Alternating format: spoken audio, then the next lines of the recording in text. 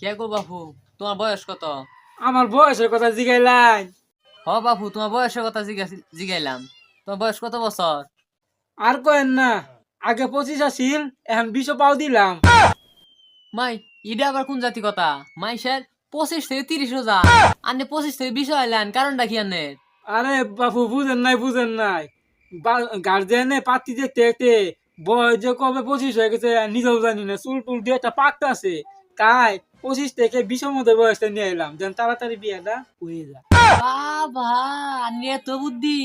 বুঝুন নাই আপনি? এই বুদ্ধির সুদনে শীতের দিনও খাট থিয়া নিজে উঠাই।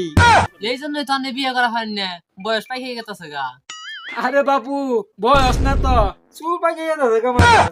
ওই আর কি হইলো আর কি। অনেক গল্পই করলাম, নইন তালে আনে নাকি পাত্রী খুঁজমুনি। খুঁজবেন তো? হ্যাঁ খুঁজমুনি। আচ্ছা ঠিক আছে।